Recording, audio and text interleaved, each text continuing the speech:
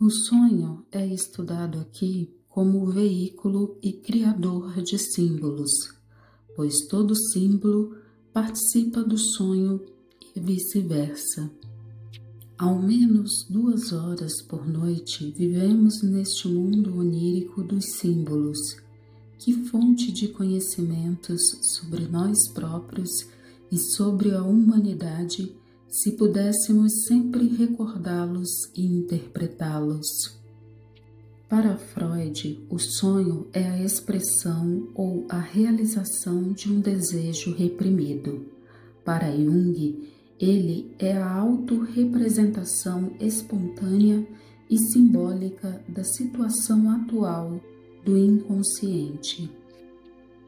O sonho é a expressão dessa atividade mental que está viva em nós, que pensa, sente, experimenta, especula à margem de nossa atividade diurna e em todos os níveis, do plano mais biológico ao plano mais espiritual do ser, sem que o saibamos.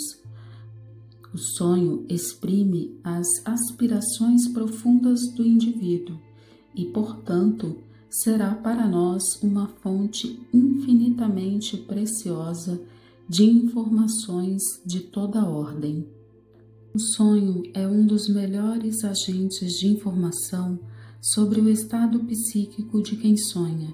Fornece-lhe, num símbolo vivo, um quadro de sua situação existencial presente. Ele é, para quem sonha, uma imagem frequentemente insuspeitada de si mesmo. É um revelador do ego e do self, mas ao mesmo tempo os dissimula exatamente como um símbolo, sob imagens de seres distintos do sujeito.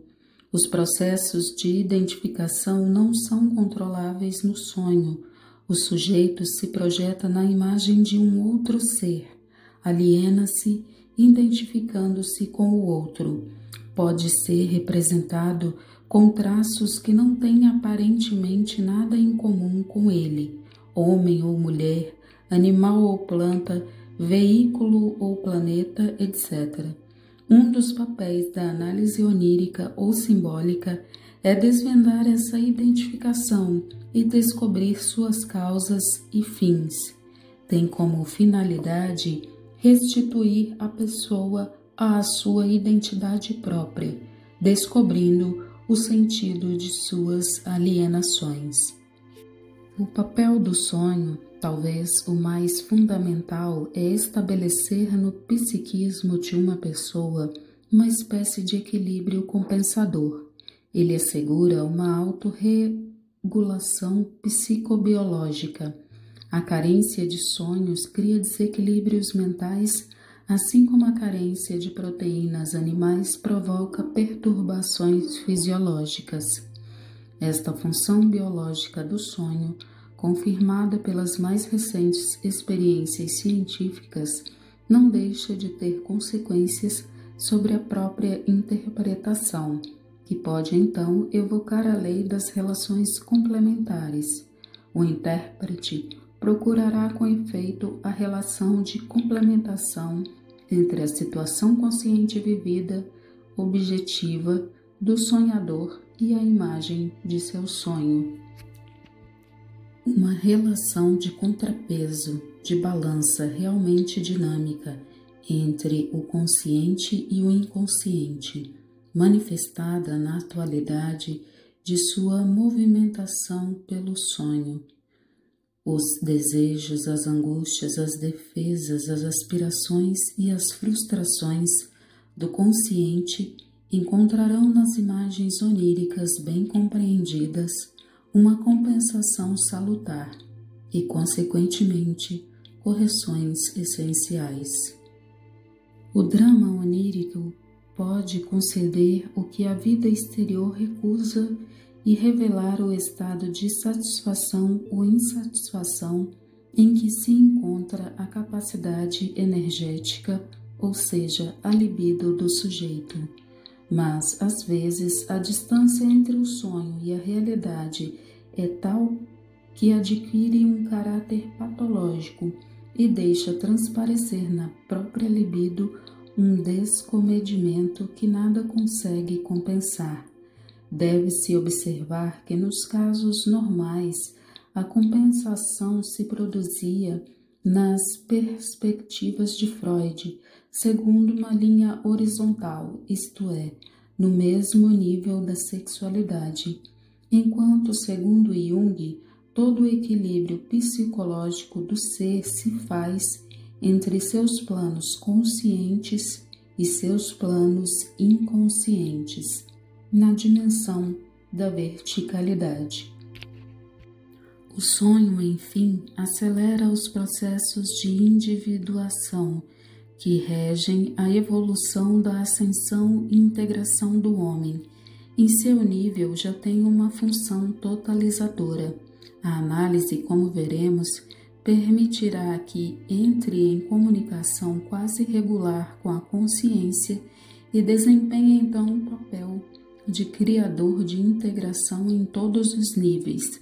Não apenas exprimirá a totalidade do ser, mas contribuirá para formá-la. Todo sonho possui um sentido. Esse sentido pode ser buscado lá atrás, na causa do sonho. É o método freudiano etiológico e retrospectivo. Ou adiante, é o método junguiano teleológico ou prospectivo. Os sonhos, diz Jung, são a miúde antecipações que perdem todo o seu sentido se examinadas de um ponto de vista puramente causal.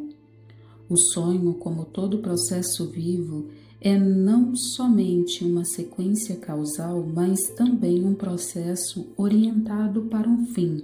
Pode-se, pois, exigir do sonho, que é uma autodescrição do processo da vida psíquica, indicações sobre as causas objetivas da vida psíquica e sobre as tendências objetivas desta, em lugar de se situar sob a dependência de um consciente que a precede, como acontece com a função compensadora. A função prospectiva do sonho se apresenta ao contrário, sob a forma de uma antecipação nascida no inconsciente da atividade consciente futura. Ela evoca um esboço preparatório, um esboço de grandes linhas, um projeto de plano executivo, mas essa orientação para um fim é expressa sob a forma de símbolos e não com a clareza descritiva de um filme de aventuras ou de um encadeamento conceitual. A verdadeira chave do sonho está no molde dos símbolos, percebidos ou despercebidos, mas sempre vivazes no inconsciente. É através de si mesmo que o leitor compreenderá o sentido dos símbolos evocados neste livro, assim como também o sentido dos sonhos. É preciso não esquecer, escreve Jung, que se sonha em primeiro lugar e quase exclusivamente consigo mesmo e através de si mesmo. O sonho é o teatro onde o sonhador é ao mesmo tempo o ator, a cena, o ponto, o diretor, o autor, o público e o crítico. Para a interpretação do sonho, implica-se igualmente o conhecimento do próprio sonhador, de sua própria história, de sua consciência, da ideia que tem de si mesmo e de sua situação, porque sua vida imaginária é ela própria parte de um conjunto, que é a vida total da pessoa em sociedade. Esta exigência leva igualmente a se pesquisarem os ambientes em que o sujeito age e que reagem sobre ele. Apesar de sua aparência desalinhavada, o sonho inscreve-se numa continuidade. A interpretação dos símbolos noturnos ou diurnos é uma cadeia sem fim de relações. A inteligência do imaginário não é um simples caso de imaginação. Essa ampliação da linha do sonho feita pelo sujeito ainda não é o suficiente para decifrar os símbolos. Existe uma outra ampliação na qual o intérprete toma a iniciativa, recorrendo com uma prudente circunspecção ao imenso tesouro das diversas ciências humanas. Estes paralelos históricos, sociológicos, mitológicos, etnológicos, tirados tanto do folclore como da história das religiões, permitem relacionar o conteúdo do sonho privado de associações ao patrimônio psíquico e humano geral. Esse tipo de ampliação é característico da escola de Jung, que é manipulado com uma sábia reserva.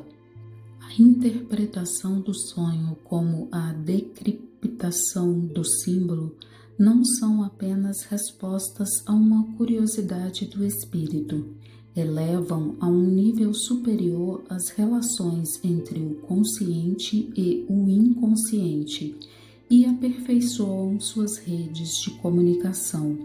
Só por esta qualificação e no plano do psiquismo mais normal, a análise onírica ou simbólica é uma das vias de integração da personalidade. O homem mais bem esclarecido e equilibrado tende a substituir o homem despedaçado entre seus desejos, suas aspirações e suas dúvidas, e que não se compreende a si próprio. A síntese da atividade psíquica consciente e da atividade psíquica inconsciente constitui a própria essência do trabalho mental criador. Deixo aqui indicações de leituras para quem deseja aprofundar o estudo deste tema. Desejo a você boas leituras e boas reflexões. Até o próximo vídeo.